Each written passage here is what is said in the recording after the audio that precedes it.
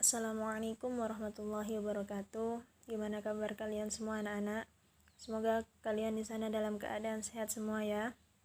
Ya, sebelumnya minggu lalu Ibu sudah membahas tentang fungsi kuadrat ya, yaitu tentang grafik fungsi kuadrat.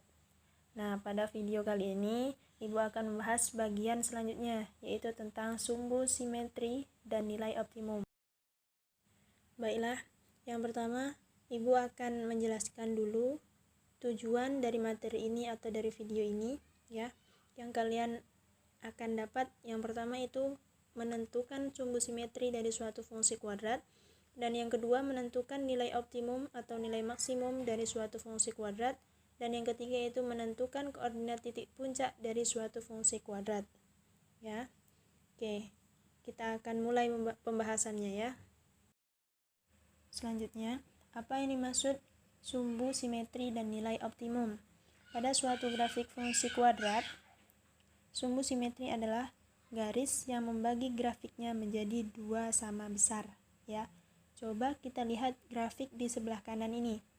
Kalau kita mau membagi grafiknya sama besar, patokannya lihat aja puncaknya ada di mana. Untuk gambar ini, puncaknya ada di min 4. Terus tarik garis lurus dari atas ke bawah melewati titik puncaknya. Kayak di contoh itu ya. Garis ini akan membagi grafiknya menjadi dua sama besar. Nah, garis itu yang dinamakan sumbu simetri. Jadi, dari gambar ini sumbu simetrinya adalah X sama dengan 1. Karena garisnya berpotongan di sumbu X. Kemudian beralih ke nilai optimum ya. Nilai optimum adalah nilai yang menunjukkan titik tertinggi atau terendah. Pada suatu grafik fungsi kuadrat, sesuai namanya, untuk menentukan nilai optimum ya. Lagi-lagi kita harus fokus ke puncak grafiknya.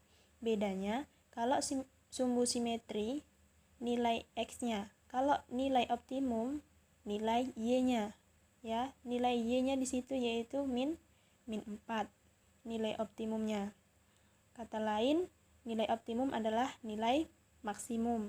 Kalau grafiknya terbuka ke atas, menjadi minimum, atau nilai maksimum kalau grafiknya terbuka ke bawah. Supaya lebih paham, Ibu kasih contoh lagi ya. Tentukan sumbu simetri dan nilai optimum dari grafik berikut. Kita langsung fokus ke puncaknya. Y nilai X sama dengan min 1. Berarti sumbu simetrinya adalah X sama dengan min 1. Selesai. Nilai Y sama dengan 5. Jadi nilai maksimum adalah 5. Mudah kan? Kenapa dikatakan maksimum? Karena grafiknya terbuka ke bawah. Kita kan udah tahu kalau bentuk umum dari faktor kuadrat adalah fx sama dengan ax kuadrat tambah bx tambah c. Nah, untuk menentukan sumbu simetri ini adalah xp sama dengan min b per 2a.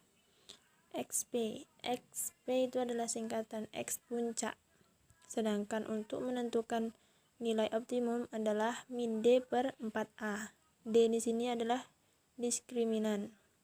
Nah, kombinasi dari XP dan YP inilah yang membentuk koordinat titik puncak. Makanya koordinat titik puncak itu jadinya XP, YP. Supaya kalian lebih paham, kita langsung coba contoh soal. Untuk contoh selanjutnya, tentukan fungsi min 2x kuadrat kurang 12x kurang 17. Tentukan A, apakah fungsi tersebut memiliki nilai maksimum atau minimum, B, sumbu simetri, C, nilai optimum, D, koordinat titik puncak.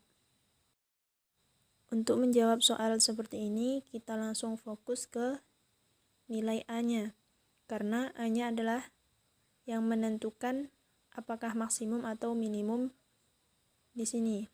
Di sini A-nya negatif, berarti A negatif adalah grafik terbuka ke bawah. Yang B, sumbu simetri. Rumus mencari sumbu simetri adalah XP sama dengan min B per 2A. Kita masukkan persamaan ya, persamaan dari ini soal tadi. XP sama dengan min 12 per 2 kali min 2 sama dengan 12 per min 4 sama dengan min 3. Yang C, nilai optimum. Ya, rumusnya YP sama dengan min D per 4A. Sebelum masukkan ke rumus, kita terlebih dahulu mencari nilai D.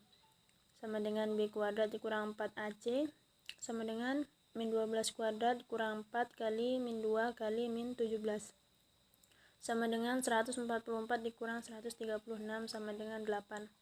Kemudian kita masukkan ke rumusnya, min 8 per 4 kali min 2 sama dengan min 8 per min 8 sama dengan 1. Jadi nilai optimumnya 1. Yang D, koordinat titik puncaknya yaitu XP, XY, jadinya min 3,1. Untuk contoh selanjutnya, bila fungsi Y sama dengan 2x kuadrat tambah 6x kurang M memiliki nilai minimum 3, maka tentukan nilai M. Ya, rumusnya min B kuadrat dikurang 4AC per 4A sama dengan 3, karena nilai minimumnya sudah kita ketahui. Kemudian kita masukkan min 6 kuadrat kurang 4 kali 2 kali min M per 4 kali 2 sama dengan 3. Ya, min 36, 6 kuadrat ya, tambah 4 kali 2, 8 kali min M plus 8M per 8 kali 4 kali 2 8 sama dengan 3 ya. Kemudian kita kalikan dengan min 8 ya, supaya sederhana. Kedua ruasnya kita kalikan dengan min 8. Kita coret 8-nya, min yang kita coret, jadi 36 tambah 8M sama dengan min 24. 8M sama dengan min 24. 36-nya pindah ruas, min 36. 8M sama dengan min 60, M sama dengan min 7,5. Mudah kan? Jika ada yang kurang paham bisa ditanyakan. Ibu akhiri, wassalamualaikum warahmatullahi wabarakatuh.